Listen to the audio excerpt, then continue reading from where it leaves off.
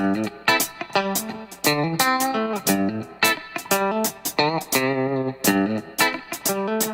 cumpliendo 50 años de actividad artística.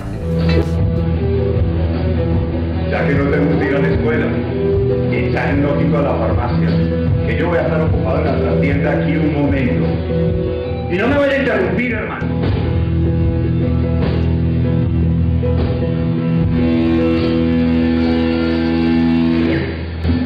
Venga. No a nadie.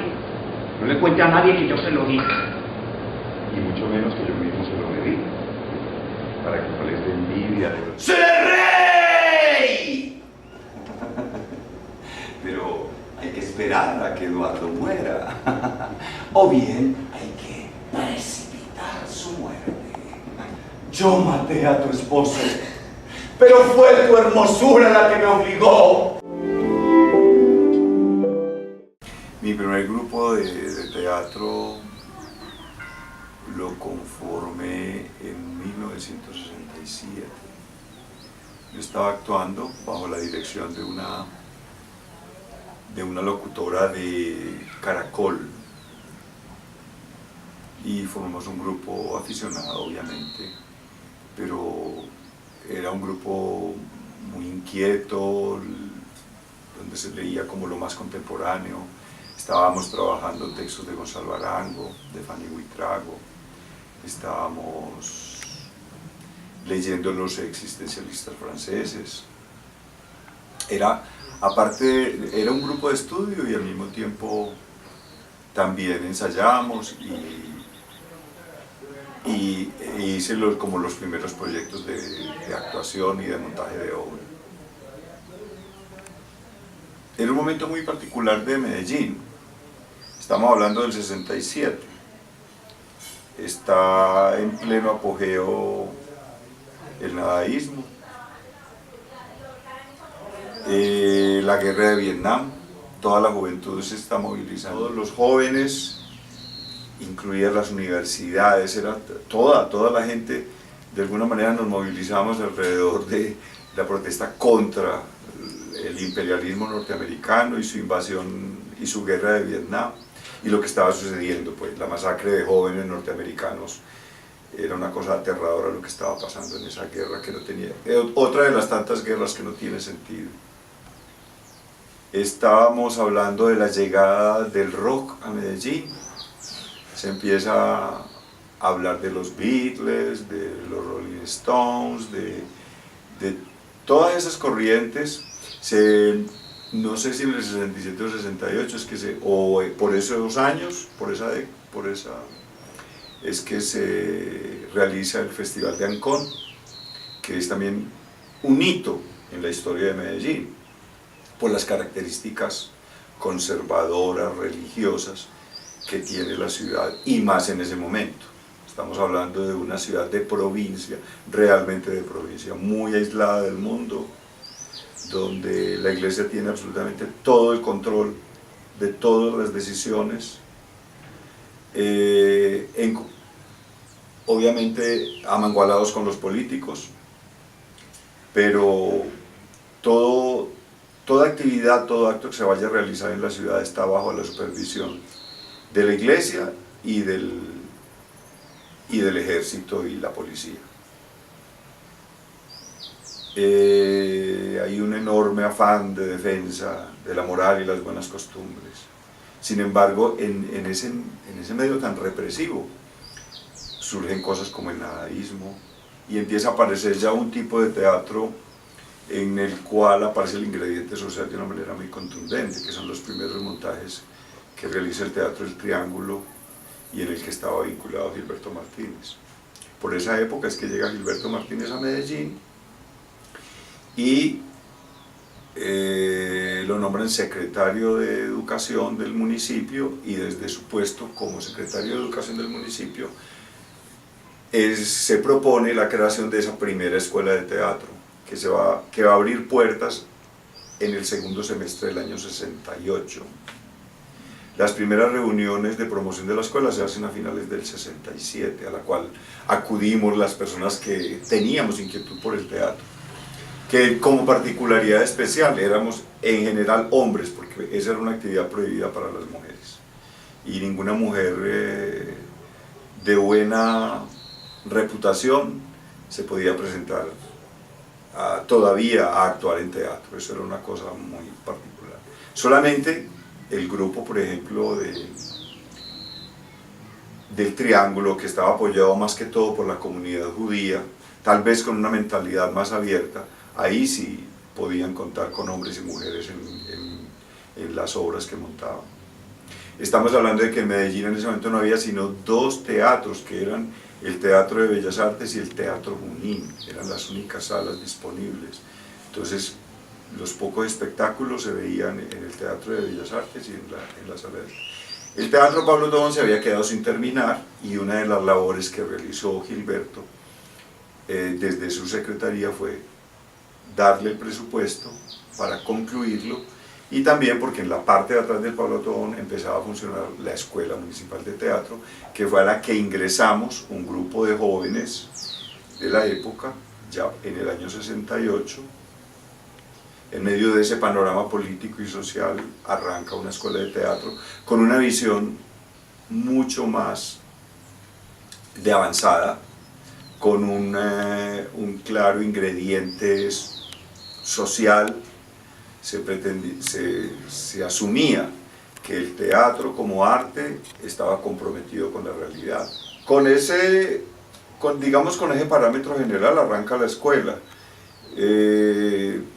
Es muy diciente que los profesores sean, pues en primer lugar, Gilberto como director de la escuela, y él daba la parte como teórica de historia del teatro. La parte humanística eran nociones de antropología e historia del arte, la daba un egresado también de la Universidad de Antioquia, Manuel Cano. La actuación, la técnica vocal, 2 egresados del Teatro Experimental de Cali, que ya en ese momento se había cerrado la Escuela Municipal de Cali y se había conformado el Teatro Experimental de Cali, TEC, porque había un fenómeno parecido al que luego iba a suceder en Medellín. Y es que por esa época cierran la escuela municipal, que era dirigida por Enrique Buenaventura, y en el cual se formaron personas como Fanny Mique, Yolanda García, en fin, una serie de personas que en este momento olvido, pero que fueron destacadas en la historia del teatro en Colombia, que luego fueron a trabajar en la televisión a Bogotá, y que durante muchos años el TEC, el Teatro Experimental de Cali, fue el representante de Colombia en todas partes del mundo. Gilberto nos daba actuación, Yolanda García técnica vocal y otras, y también eventualmente actuación. Estaba Jairo Aníbal Niño, también vinculado como profesor en la área de expresión corporal. Y ese programa arrancó, y ahí nos formamos un grupo importante de jóvenes de la época. Logramos mantener la escuela abierta durante casi más de 4 años. Se realizaban montajes muy importantes, como Los fusiles de la Madre Carrard de Bertolt Brecht, La excepción y la regla también de Bertolt Brecht. Y luego, el último montaje que realizamos en la escuela bajo la dirección de Gilberto Martínez fue Las monjas, de un escritor cubano, Eduardo Manet. Ese fue como el golpe definitivo con el cual la administración municipal encontró un pretexto adecuado, con el apoyo de la iglesia, que en ese momento tenía un poder enorme, para cerrar la escuela y expulsarnos a todos los estudiantes y profesores, en buena medida a raíz de ese montaje y de los montajes que veníamos haciendo, porque quien sabe de teatro conoce que Los fusiles de la Madre Carrard es una obra escrita por Bertolt Brecht, en la cual toma partido frente a la Guerra Civil Española, entre los republicanos y los militares, a la dictadura de Franco. Es una denuncia de alguna manera, entonces de alguna manera estaba tomando una posición política. La excepción y la regla es La excepción y la regla es una de las obras que llamaríamos didácticas de Bertolt Brecht. Es un momento del país muy convulsionado, donde se forman las guerrillas, las primeras guerrillas. Está Camilo en apogeo, en pleno apogeo. Está Mayo del 68 en Europa, en París principalmente. Todos esos movimientos del mundo de alguna manera nos llegan a nosotros, y nosotros como jóvenes sentimos que tenemos ese compromiso con el medio, con el entorno en el cual estamos viviendo, y se empieza a hacer un trabajo eminentemente comprometido con la realidad. No somos nosotros solamente, son muchos grupos, todos los grupos de teatro de la ciudad, que ya en ese momento se pueden contar bastantes, que son muchos de ellos conformados en las universidades, con estudiantes de la universidad. Empieza el Festival Universitario de Manizales, que es el lugar donde se concentra todo el movimiento latinoamericano y sobre todo del teatro comprometido con la realidad social y de la lucha social. Entonces es un momento de mucha efervescencia, de mucha fuerza. Y obviamente, entonces viene también la represión, vienen momentos de represión muy fuertes. A partir de ese instante ya no se pueden hacer presentaciones de obras sin autorización de la Cuarta Brigada. La Junta Moral del Teatro el Teatro Pablo Tobón Uribe es regido por una junta que principalmente juzga son la parte moral y religiosa de los espectáculos que se van a presentar. Cuando era tan tremenda la junta que regía el Teatro Pablo Tobón Uribe, pues a nosotros, por ser una institución oficial, nos dejaban presentar, pero a otras entidades les ponían les exigían presentar ensayos de la obra, libretos y todo esto, y si había algo que atentara contra la moral o algo por el estilo, no lo dejaban presentar en el teatro. Pero el hecho que sí fue absolutamente contundente y lamentable, y que es vergonzoso todavía hoy en día, es que en esos días estuvo en gira en Colombia un ballet folclórico africano que se había presentado en Bogotá y en el Festival Iberoamericano de Teatro en Manizales. Por una serie de contactos, ese ballet vino a presentarse a Medellín. Era un ballet, podríamos decir, folclórico de África.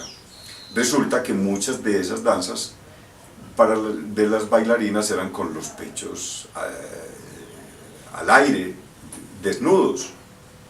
Pues la junta determinó que dejaban presentar el espectáculo siempre y cuando las bailarinas usaran por lo menos brasieres, y había que ver a los integrantes del ballet africano en Palacé consiguiendo brasieres para poderse presentar en el Teatro Pablo Tobón Uribe. Ese es un hecho vergonzoso de la historia del teatro en Medellín. Y eso es absolutamente cierto. La junta del Teatro Pablo Tobón Uribe, regida por una señora Santamaría, los obligó, y ellos se tuvieron que someter a eso para poderse presentar, a ponerle brasieres a las bailarinas del ballet. Bueno, ese es nada más como un hecho así mínimo, para que tengan en cuenta más o menos cuál era el ambiente de Medellín, del cual no nos hemos liberado. No hablemos ahora de que ya estamos porque todavía siguen ocurriendo cosas terribles en ese sentido. Nosotros siempre defendimos desde la escuela que los espectáculos tuvieran el ingrediente político que tuvieran, debían tener un alto nivel estético, y ese sí fue tanto actoral como la calidad de la puesta en escena en todos los aspectos, el cuidado en lo que tenía que ver con vestuario, escenografía, todos los detalles de iluminación, vestuario, siempre defendiendo el contenido y la forma en un equilibrio en el espectáculo, porque en ese momento surge una discusión que hoy parece absurda, y seguramente para muchos parecerá absurda, pero todo el centro de la discusión sobre la estética en el arte se plantea en el contenido y la forma.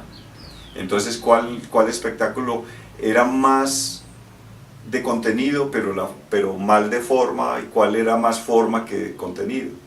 Entonces, pero nosotros siempre defendimos que debería haber un equilibrio entre el contenido y la forma. Y con esos parámetros seguimos trabajando, formamos nuestro grupo independiente, logramos permanecer también como otros 5 años con el grupo independiente. Luego, por divisiones al interior del grupo, de orientaciones políticas, porque no eran estéticas, bueno, tenían combinación entre lo político y la concepción estética. El grupo se atomizó y de lo que era el teatro libre salieron 3 grupos de teatro.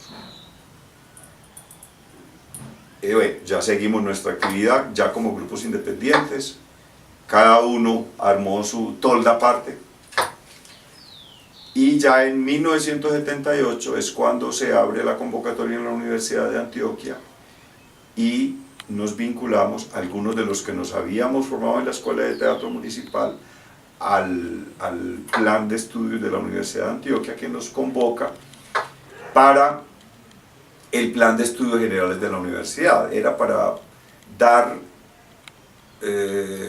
algunas de las materias donde los que estamos vinculados a ese plan decidimos plantearle a la universidad la idea de que creáramos un plan de estudios más bien, al cual se presentaran estudiantes a hacer su formación teatral, a hablar de esa formación profesional en el campo del teatro, que todavía seguía pareciendo algo muy exótico en una ciudad como Medellín.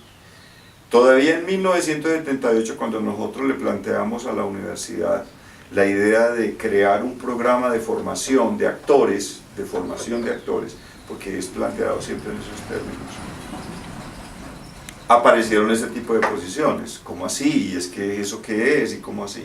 Y como había gente opositora, también hubo gente dentro del Consejo Académico y dentro del Consejo Superior que se la jugó con nosotros y decidió apoyar esa idea de esos muchachos que estaban ya al interior de la universidad, y nos aceptaron arrancar con un plan de estudios, y empieza todo ese proceso y la historia del plan de estudios de teatro en la Universidad de Antioquia, que ya es una historia más conocida, pues porque esa ya es más fácil de acceder, pero todo este periodo anterior es como bastante desconocido, pero es importante como destacar.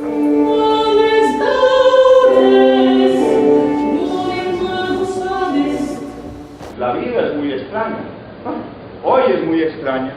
Fausto, la trágica historia del doctor Fausto de Christopher Marlowe, que es un clásico contemporáneo de Shakespeare. Entonces aparece un espectáculo que yo consideré siempre muy dinámico, muy actualizado, donde se utilizaron músicas absolutamente contemporáneas, danzas, elementos muy del presente. Esa experiencia de Fausto fue muy definitiva para mí en el proceso que venía después, porque siguiendo ese parámetro y con algunas correcciones ya se hacen montajes posteriores. Se hace la versión de Sueño de una noche de verano de Shakespeare, se hace Ecus, también de un escritor inglés. Ecus, el siervo de Dios, fiel y verdadero.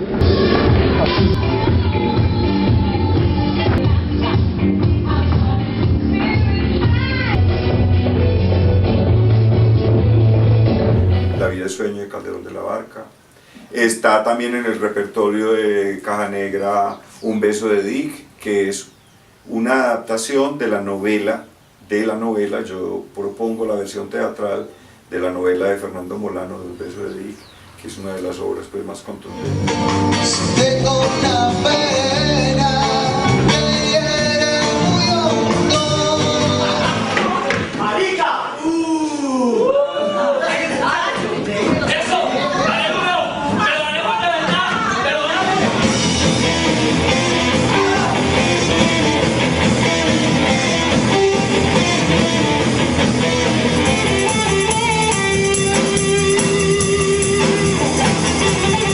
Con la sangre más transparente es un texto de Henry Díaz, pero no se realiza una puesta en escena del texto de Henry Díaz, sino que se asume el texto de Henry Díaz como una provocación, como un medio para representar unos textos, respetando los textos del autor. Los últimos montajes que hice antes de concluir de cerrar Caja Negra fue la versión de Fedra, con una propuesta de Sarah Kane, la autora inglesa contemporánea. Y ya últimamente he seguido combinando la dirección con la actuación. El último proyecto en el que estuve fue Hoy envejecí 10 años, se llama la obra. de La Maldita Vanidad en Bogotá, que fue una coproducción entre el Teatro Colón y La Maldita Vanidad de Bogotá, que fue el último proyecto de actuación en el que estuve. ¿Qué pasó? Mataron a Iván. ¿Qué?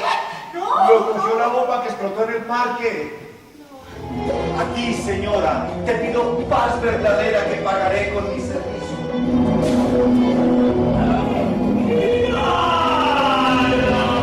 Lo que sembramos con este rey, lo cosecharemos con tu hijo.